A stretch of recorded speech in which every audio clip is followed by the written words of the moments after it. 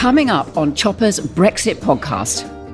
I think with the events we've seen today and the firmness of that judgment, and it wasn't a sort of on the one hand, on the other hand type of judgment at all. It was a very, very firm judgment coming down on one side rather than the other. I would have thought that Boris Johnson's position was very tenuous now. Hello and welcome to Chopper's Brexit podcast. I'm Christopher Hope, the Telegraph's chief political correspondent, coming to you not from the Red Lion pub, but from windy, blustery, stormy Brighton. That's right, I'm here for the Labour Party annual conference. Well, what an extraordinary time, and as ever with this podcast, whenever we record it, dramatic things seem to happen. So just as we were recording the podcast, the Supreme Court judges handed down one of the most astonishing rulings I have ever heard in all my time covering politics. Baroness Hale, the president of the court, ruled that Boris Johnson was wrong to prorogue Parliament for 5 weeks. And shortly after that happened, I was with Sir Keir Starmer, as it happened, and he gave me this reaction. Well, it is extraordinary. It's 11 justices. That's the strongest possible court you could have, making a very clear judgment that the Prime Minister's acted unlawful and didn't put forward any justification for his actions. It's about as strong and powerful as you could have got. It's right, by the way, but it is a very powerful judgment. And what happens next? Does PMQs happen tomorrow? Well, my reading of it would be that, firstly, Parliament, not having been prorogued, is still in session. And therefore, we should be meeting as soon as we can. Whether that will be tomorrow, I don't know, but we're not closed down. It also, I'll have to wait and see, means that there won't be a Queen's speech because the parliamentary session has not been brought to an end. Frankly, the sooner we get back to Parliament and continue challenging and defeating the government, the better. Will Labour MPs be back in session this week, early next week? Is Tory conference off? As soon as Parliament reopens, which should be as soon as possible, we will be back in Parliament doing our work. And do you worry this puts the judges on a collision course with the executive? No, I don't. We have different functions under our democracy. The function of the judges is to uphold the law, and they're very good at it, and we should respect that. And the moment you trash the judges or say there's a clash with politics, you run against a very important principle in our system. And were you surprised by that result? I was surprised because judges are normally cautious about these sorts of cases. The fact that they were unanimous and so strong demonstrates how weak the Prime Minister's case was.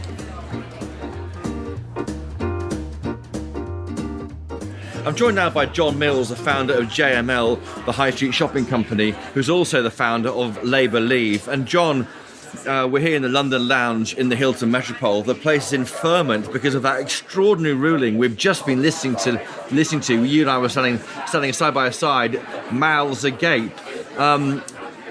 We're trying to understand what it means. It seems to mean that a vote of no confidence in Boris Johnson is now more likely, if he hasn't resigned already, by the way, by the time this podcast comes out. But I think that's quite likely. I think with the events we've seen today and the firmness of that judgment, and it wasn't a sort of on the one hand, on the other hand type of judgment at all. It was a very, very firm judgment coming down on one side rather than the other. I would have thought that Boris Johnson's position was very tenuous now. And where do you think it leaves the judiciary?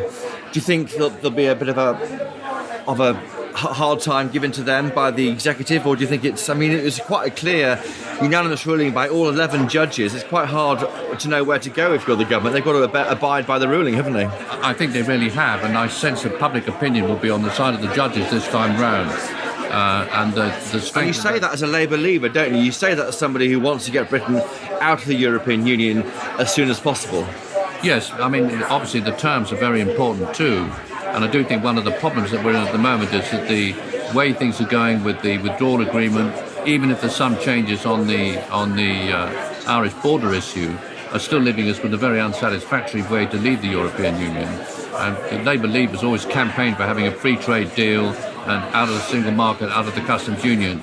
So we really were an independent country, but we're quite a long way away from that if we go ahead with the withdrawal agreement as amended. This makes no deal more unlikely, doesn't it? It makes it, for example, there was an idea that Boris Johnson could double prorogue, i.e. prorogue after the European Council meeting in October, so Britain just sort of leaves, stumbles out when Parliament isn't sitting.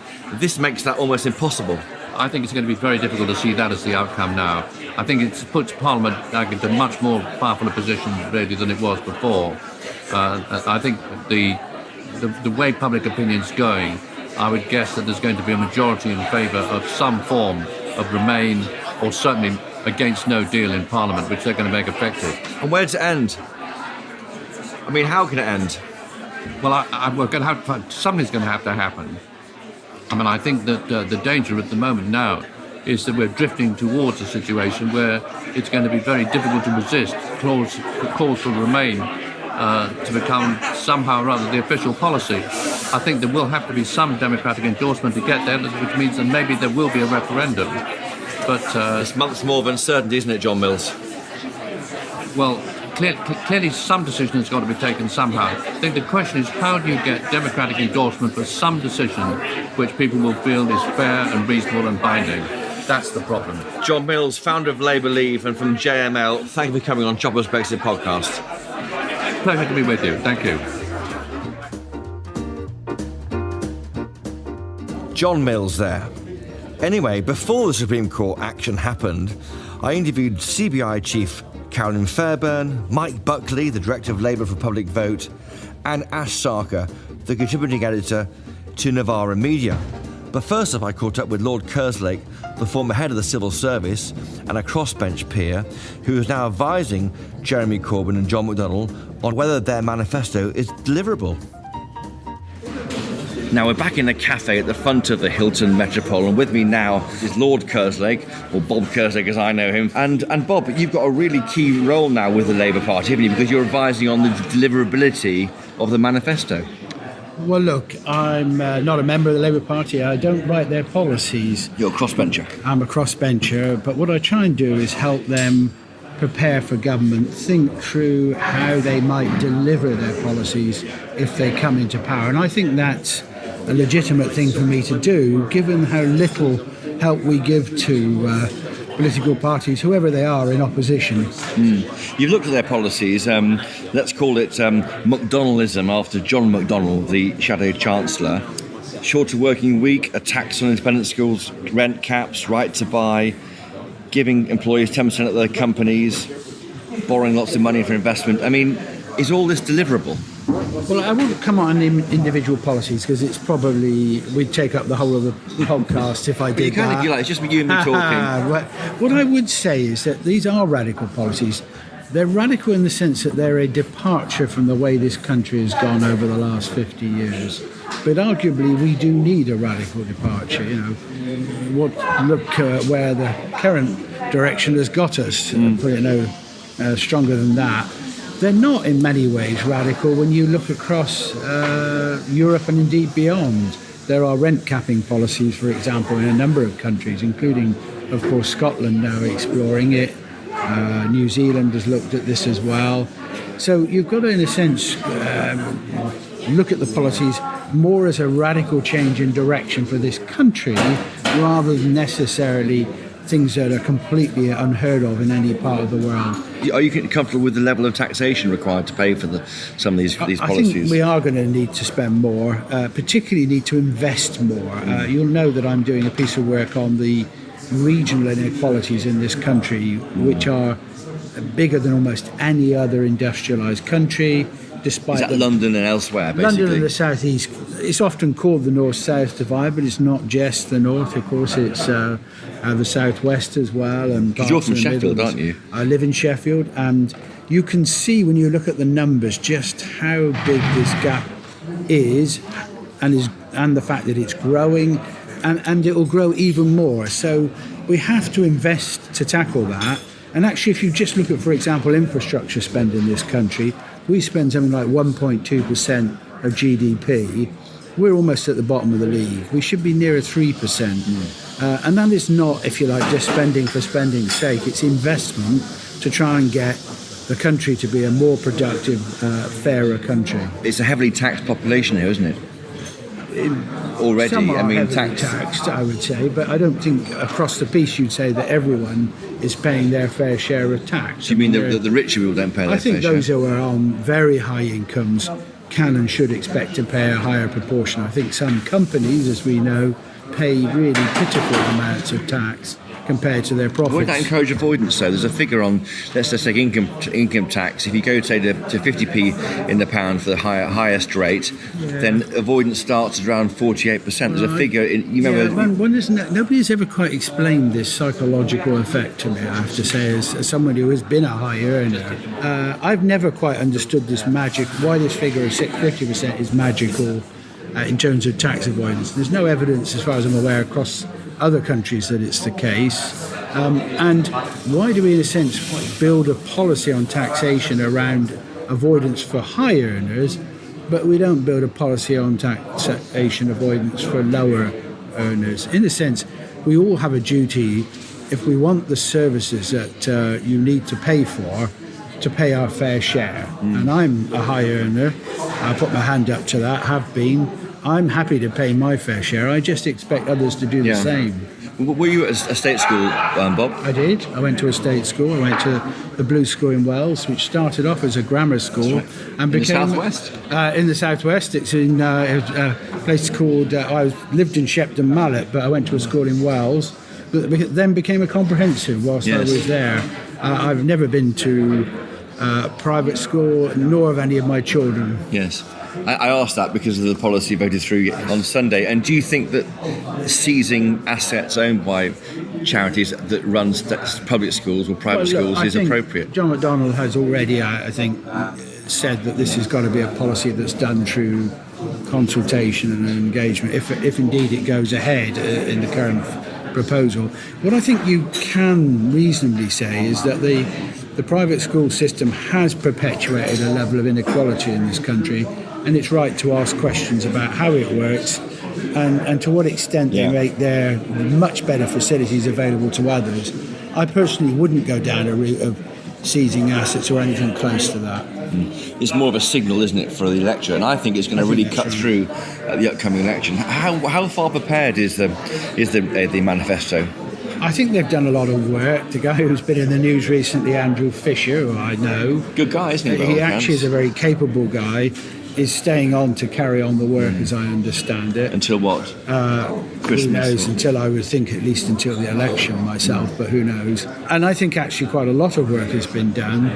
But the challenge always with policy and manifestos is not just to write the manifesto, but to think about how it could be implemented. That's why I've worked closely with John McDonnell on things like how you organise an early budget, how you do a spending review. These are critical processes of government. Machinery of government kit that you know about. Yeah, that can make the difference between delivering effectively on your policies and struggling. Have talks started yet between the Labour Party, perhaps yourself, and the civil service about implementation of some of their plans? It's a very good question you ask. I don't think formal access has been granted yet to the civil service. I think it should be, I have to say, and I think if they haven't already made the request, they should make the request for access talks, because by any measure we're going to face an election in the near future. I think it's November. Everyone's saying November. November is a very likely date, and in those circumstances it's kind of essential that you have access talks. Now, let's be clear, this is something that's in the gift of the Prime Minister, and Prime Ministers of different political persuasions have, as you would expect, not been hugely keen to start the access process. Gordon Brown wasn't, and I guess Cameron took a bit of persuading as well. Lord Kerslake, Bob Kerslake, right. It's been great to have you on Chopper's Brexit podcast, and do come on again. Good luck. See you. Have you been swimming? That's the question. It's so bloody stormy.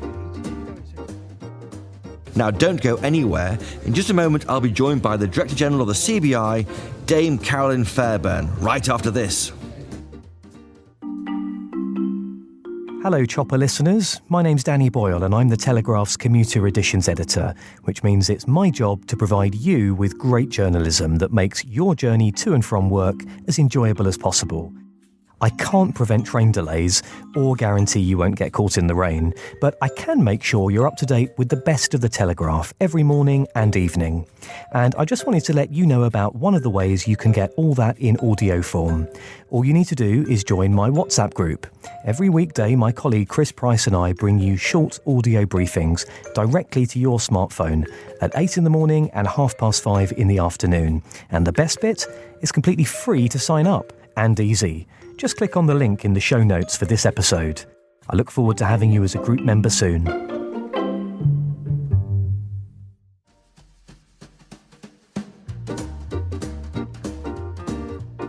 Joining me now in the Hailton Metropole is Dame Carolyn Fairbairn, the Director General of the CBI. Dame Carolyn, thank you for coming on the podcast. It's wet outside, it's stormy. I literally fell over, I wiped out on wet floor leaving the hotel in front of the manager to get here. Absolutely, and I nearly took off with my umbrella like Mary Poppins across a bit of a metaphor for the times we live in. For perhaps Brexit or for the way business is being approached by Labour? I mean, are you worried about Labour's policies? Well, we are we're taking Labour very seriously. I'm here for the whole time because they ask some of these questions are absolutely the right ones. How we make our economy work better. We believe in a fairer economy, and there are areas we agree with Labour. We really agree with their emphasis on infrastructure, on skills. They want to reform the apprenticeship levy. Actually, many of their Brexit substance we really like. Around transition originally and customs union, for example. But there are some areas that really worry us. The inclusive ownership fund, which is effectively a 10% nationalisation of entire corporate Britain. And they won't give you the value back, will they? They take 10% and give you a bit back as workers, then keep the rest of the state, don't they? This is the thing. As soon as you pare back the skin of the onion, you discover that actually it is worse for many workers than the existing employee share ownership schemes. 85% of FTSE 350 companies have these schemes already. Employees only get £500 a year. Many of these share schemes pay out more than that, the existing ones, and the rest goes to the Treasury. And you would take the corporation tax rate in this country to 31%. So these are, and our basic message to Labour on all of this is come and talk to us about these policies and work them through with us, because the objective is absolutely right. We want employee engagement. We want people to feel as though they have a stake in our economy. But this is just a bad policy, and it would leave investors reaching for their coats. Yes. They do say they meet with the CBI. John McDonnell is having his teacup offensive, isn't he? So you meet him a fair amount, don't you? We speak a lot. So I had a private meeting with him and with Jeremy Corbyn and John McDonnell and Keir Starmer last week. We've agreed to sit down and talk through their manifesto in a couple of weeks' time. So this is all really good news. But we didn't have the kind of engagement we wanted on this plan. We have alternative ideas. We think an employee ISA could be a great way to give employees a greater stake, but they haven't engaged with us. So we are concerned. The mass nationalisation programme, massively costly. We fear it could actually chew up government time in the same way that Brexit planning has, just at a time when we need to be focused on other things. Do you think that business doesn't help itself, like with the collapse of Thomas Cook, and you see tens of millions of pounds paid to the management ahead of it going bust? Do you think it doesn't help itself sometimes? I think there are some questions about Thomas Cook. So, the first thing I would say is the priority now has to be to get 150,000 people home safely. And the second priority, or in parallel, needs to be to look after 9,000 British workers who've lost their jobs. So let's make that the focus for now. But I think it is interesting about bonus payments. So in the financial service sector, there are clawback provisions. So when you're taking long-term investments as a business leader, it is absolutely right that you are accountable if things go wrong in the future. And that is true now in the banking sector. Now, what we don't know is whether there are provisions like that in the contracts of Thomas Cook. They pay the money back, do they? They pay the money back, and that is what happens in FS. We're been through Labour's policies, as we should do at this party conference. What's interesting for me, though, is it doesn't seem like it's on the edge of power, this party. So I was there in '96 with Tony Blair pushing the Tories out of office, basically. There's no feeling in the party conference that this party, that Corbyn could be PM by Christmas. Well, I think it's a very interesting feature of quite a lot of our politics at the moment, which concerns business, is that parties seem to be talking to themselves and not to the country. And certainly we feel not to business. We were disappointed that in John McDonnell's speech yesterday, there was barely a mention of the contribution that business makes to job creation, to investment, to great products and services. It was all slings and arrows. But I think this is a feature of politics in general at the moment, Christopher. It's that parties are talking to themselves and not to the country and not to Certainly not to business and prosperity. And given what you've laid out there, do you fear on Brexit a no-deal Brexit or a Jeremy Corbyn in number 10? What would you prefer? Well, it's a choice that actually, businesses don't really see things that way. They are looking at the individual policy. So, interestingly, as I said at the beginning, if we look at the Labour Party policy on Brexit, we have had a very good conversation with them about that. They've looked at the evidence, the importance of frictionless trade to business. They have really got and clocked, and that's a good part of it. But as I say, in terms of other policies, they would be deeply concerning. We do also really appreciate the fact that they set themselves against no deal. We at the CBI and our members do believe that a no deal outcome on Brexit would be a catastrophic outcome, and that comes from hundreds of and thousands of conversations with business. So it's a choice that no business wants to make. They want the best policies to create a business environment for a strong economy. If you had a choice, Jeremy Corbyn or no deal Brexit, which would you prefer? Business doesn't think that way. We're all about outcomes. So we don't want a no deal Brexit. We're really clear on that. But nor do we want policies that are going to damage our country. We want an environment where business can flourish, create jobs, and contribute to the prosperity of the country. Dame Carolyn Fairbairn, thank you for coming on Chopper's Brexit podcast in this wet, stormy Brighton. Very happy to be here.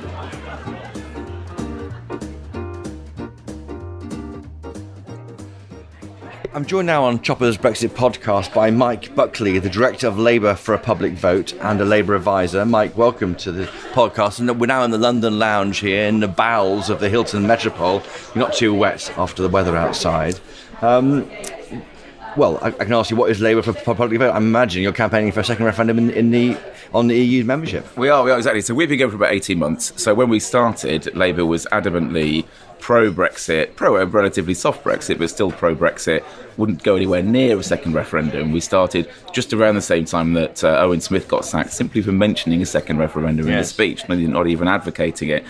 Because we believe then, as we believe now, that our best future is in the European Union. We're a Labour Party organisation. Obviously, we want to see a Labour government as well. Does that mean you're endorsed by the party? What does that mean? Or are you part of the party? We're not endorsed by the party. We're not part of the party. We're a campaign group. There are probably hundreds, maybe thousands of campaign groups in the Labour Party. Some advocating for policy on mental health or immigration or animal rights or whatever. So we're one of those. A number of them are affiliated as a socialist society, but it's a bit of a process to get to there. So we're not affiliated, but we're very much seen as part of the furniture now, if you see what I mean.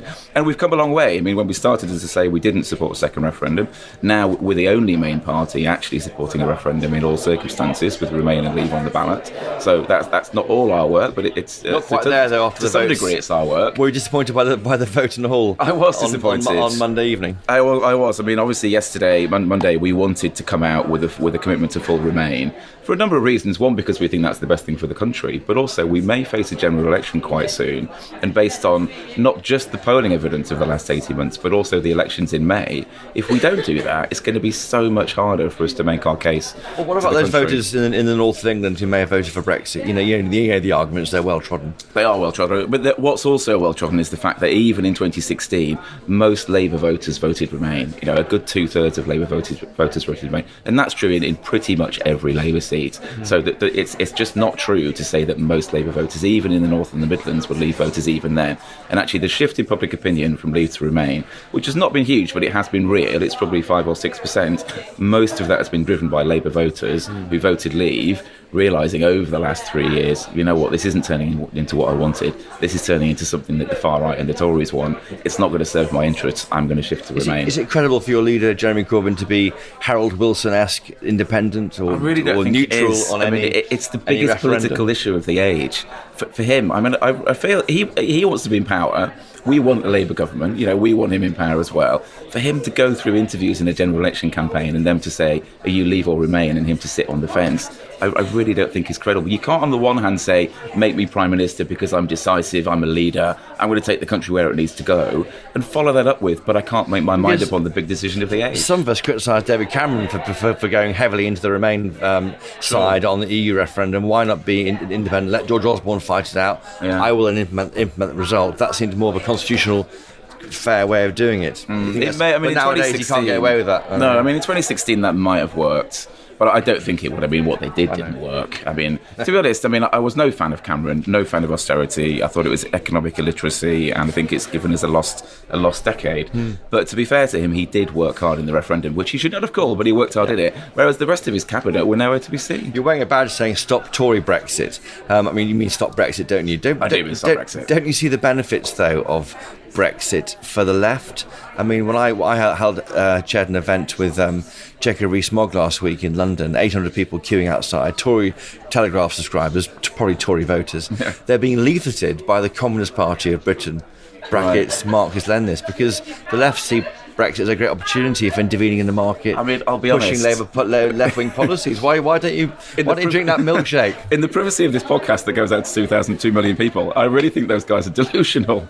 I mean, if we have Brexit, it isn't going to turn into a far left communist Brexit. There's zero chance. If we get Brexit, what we get is a Boris Johnson government for 5 years. That is not a far left government. That is a far right government. What they seem to want to do, and if you read Britannia Unchained, written by Brab and Priti Patel, which seems to reflect a lot of their thinking still, what they want to do is turn us into a low tax, low regulation, low security economy, much more like the States, much more sink and swim, taking away the social protections that we've had in our economy since the 40s. America, you know what America's like. There was no real safety net at all. No, exactly. And this country, there'll always be that there won't enough anyone who can't we quite. Hope so, but there's no guarantee of that. I mean, if you read Britannia Unchained, it's not, from my perspective, it's not a pretty read. But you do want a second referendum. I do, absolutely, because months and months of uncertainty.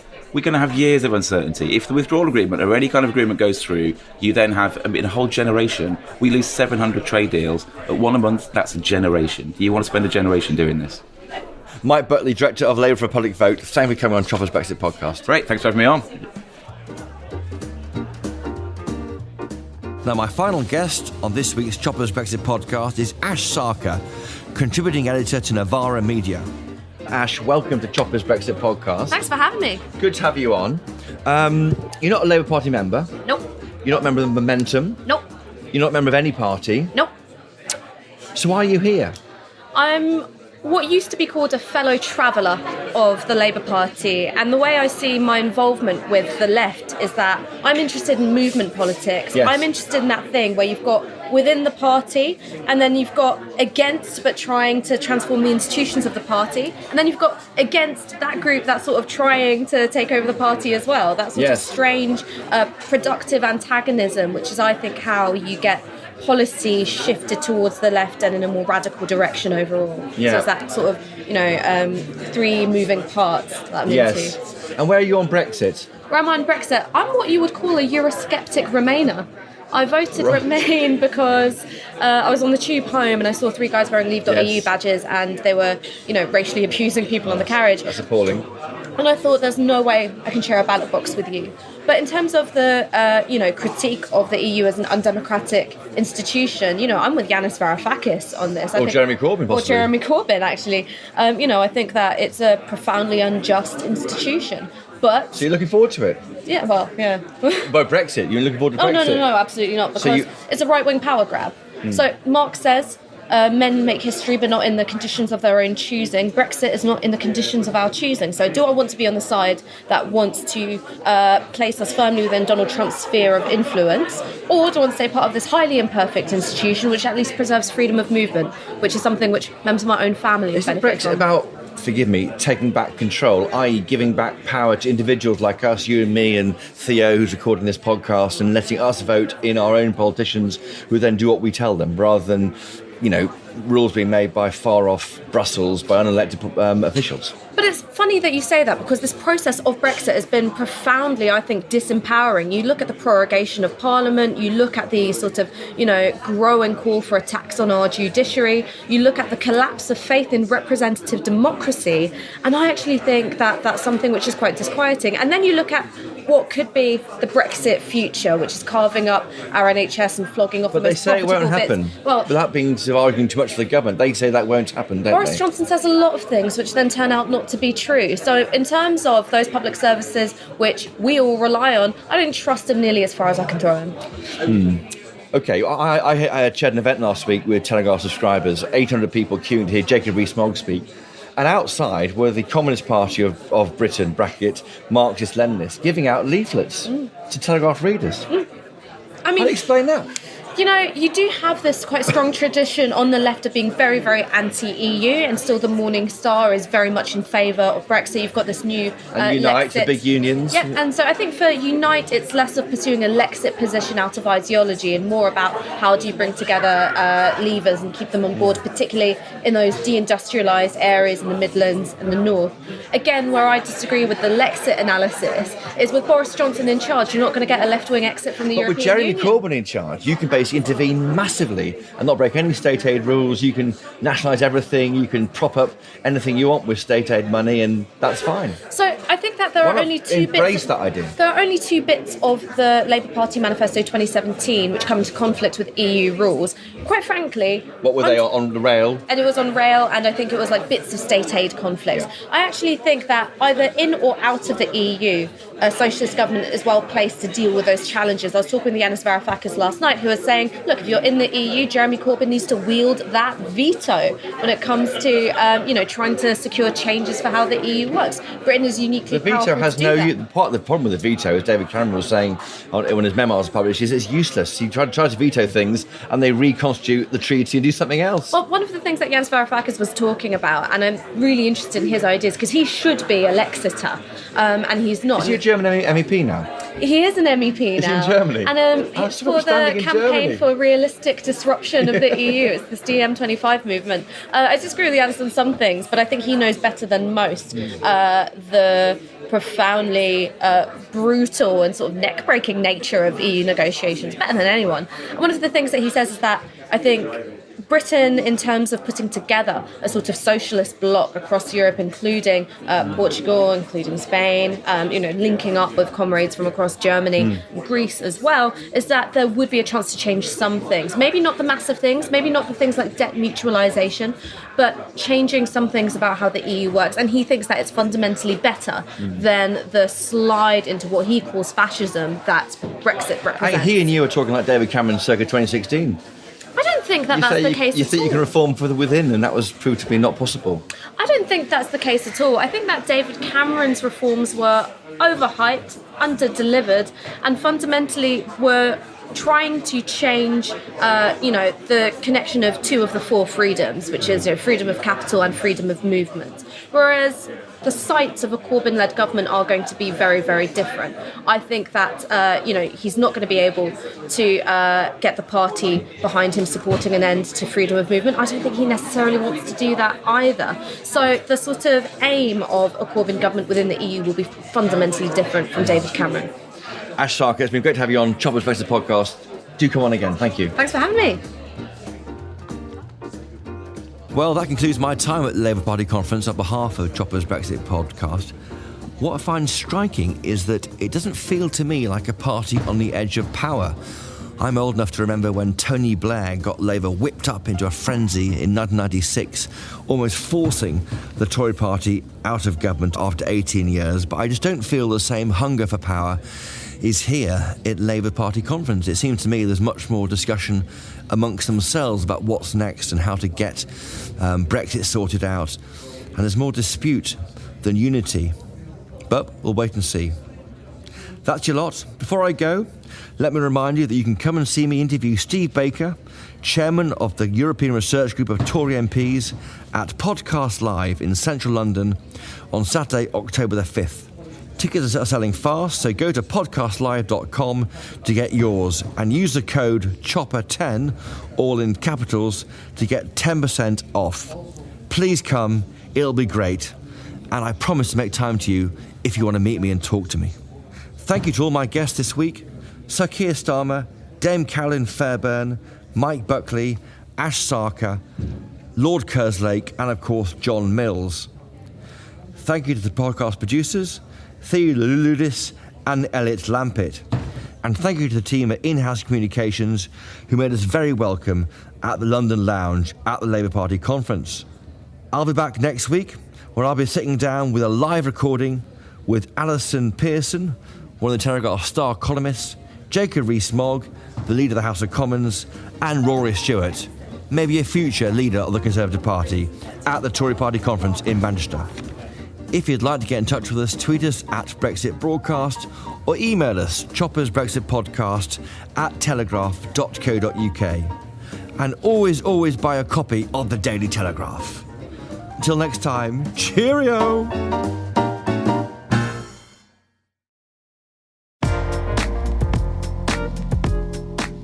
Do you have a friend who never pays their share of the bill?